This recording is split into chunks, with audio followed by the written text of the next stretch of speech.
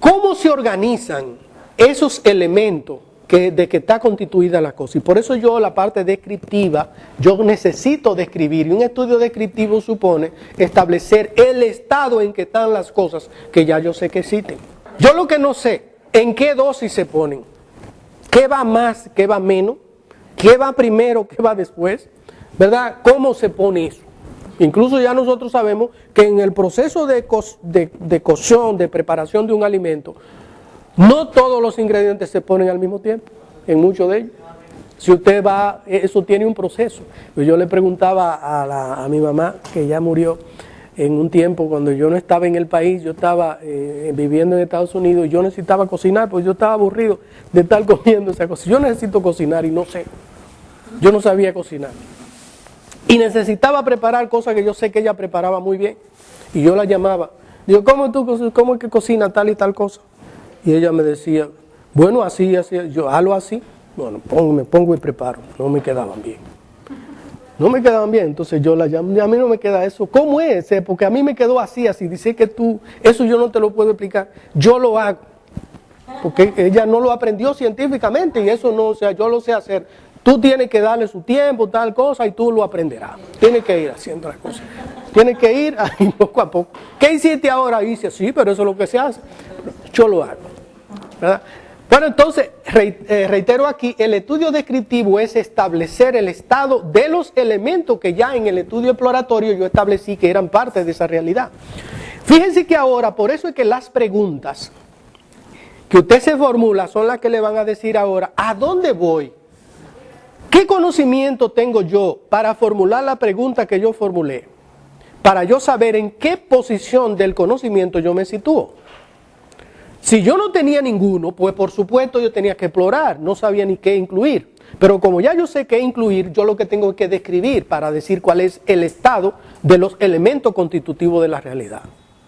Y ahí digo, en esta dosis, distribuido así, digamos, más esto que aquello, porcentaje, usted puede decir, cómo ocurren en términos de momento, en que se dan y cosas por el estilo.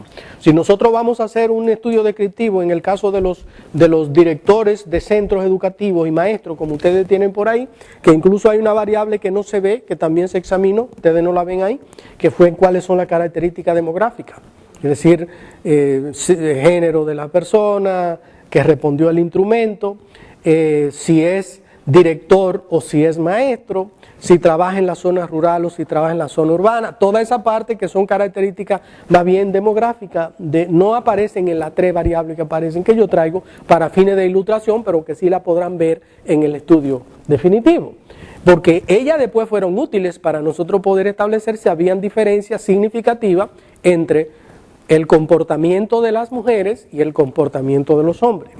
En ese sentido, entre el comportamiento que sobre eso tenían las personas que trabajaban en la zona rural y los que trabajan en la zona urbana.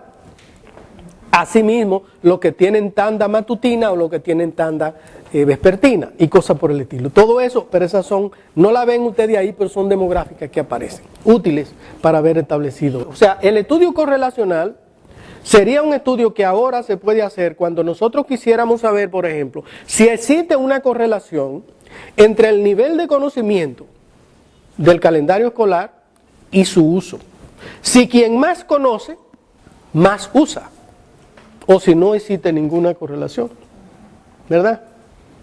Si, por ejemplo, quien más valora, más usa. Uno asume eso.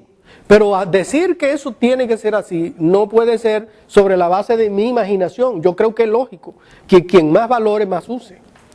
Pero no tengo que ver, tengo que hacerlo, porque eso es lo que damos nosotros a veces por un conocimiento establecido. Es decir, quien valora más, usa más. No, yo puedo hipotéticamente plantearme eso. Existe una correlación positiva entre la valoración de algo y el uso, ¿verdad?, de ese algo. Eso se puede y encontrar argumentos para sustentar eso. Pero decirlo para una determinada población en un contexto específico sería inventar, porque eso no está. Usted tiene que descubrirlo. Y entonces esa parte de correlación, si un estudio correlacional lo llevaría a eso, nosotros no lo hicimos con ese caso.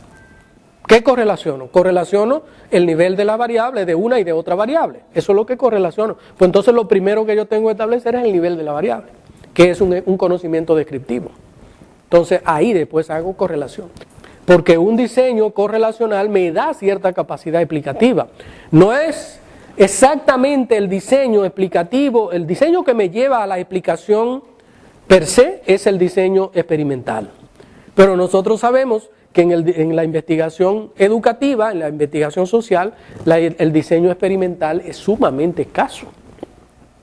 A lo más que llegamos son a diseños preexperimentales o digamos o cuasi experimentales, pero no a diseños verdaderamente experimentales que le permiten a uno determinar esa relación de causa y efecto. Entre ahí sí está obligado a establecer variables dependientes y variables independientes, ¿verdad? Está obligado ahí. Incluso en este caso, en este análisis, también usted va, sobre todo cuando va a hacer análisis de regresión, no cuando hace correlación, porque aquí la correlación es entre variables y no hay una que precede a la otra o una que causa a la otra, sino que las dos concurren en expresarse en una determinada forma.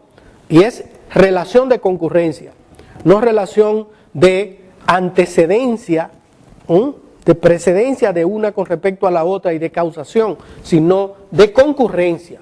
Ahora, cuando viene el momento de hacer aplicación del análisis de regresión, ahí yo tengo que establecer cuáles son mis variables asumidas como independientes y las asumidas como dependientes. Entonces, el estudio explicativo ya supone que nosotros tenemos el conocimiento primero de los elementos que constituyen la realidad. Segundo, del nivel en que ellos se expresan en ese escenario, en esa particular espacio. Tercero, la relación que hay entre el nivel de uno y el nivel de otro. Siempre es un estudio de correlación en una misma población, ¿verdad? No es en poblaciones distintas, es una misma población que fue medida en un determinado momento y, por supuesto, encontramos la correlación. Entonces, ya los niveles en que se expresan las cosas pueden estar relacionados o no. Y finalmente, lo que es el estudio aplicativo, cuando yo haga un diseño previsto para establecer la causalidad de las cosas, si yo tengo esa posibilidad en mi realidad, en donde estoy investigando, pues hago eso. Muchas veces no la tengo. Y en educación muchas veces no la tengo. En el caso de los diseños, en la clasificación, ya lo mencioné, experimento puro, nosotros no tenemos en el mundo investigativo. Estoy tomando prestado de Campbell y Stanley, que son de los primeros que después todos los demás han estado buscando, han estado tomando esas clasificaciones de los diseños. Las realidades sociales tienen una serie de dificultades a donde yo no puedo diseñar, hacer un diseño y controlar la variable. Es un problema de control de variables. Por ejemplo, si yo quisiera saber si un método es mejor, que ya pudiera uno decir, mira, vamos a ver cómo nos aproximamos, vamos a experimentar algo que no es puro experimental. Yo quisiera saber si un método es mejor para los fines del aprendizaje o del rendimiento académico de unos estudiantes, que en relación a otro método, y hago esa experimentación, hay muchas cosas que yo no controlo. De plano, yo estoy diciendo que si yo creo que un método es mejor, lo primero es que ese es el método que debo usar, y no debo buscar un método que no sirva para nada y someter a una persona por un periodo de tiempo a ese método porque no va a aprender. Y ya de antemano estoy perjudicando a la gente, y eso es ya un problema, ¿verdad? Eso ya es un problema ético. Ahí.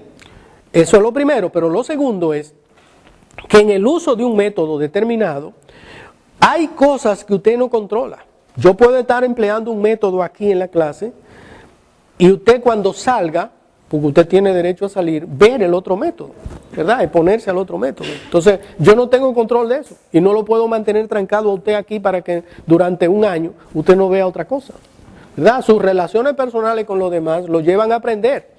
De manera que hay muchas cosas que no se controlan. Cuando uno toma los diseños precisamente en lo que se llaman amenazas internas y amenazas externas de cada diseño, de esto que propone Campbell y Stanley, usted se encuentra todo lo que puede amenazar internamente un diseño.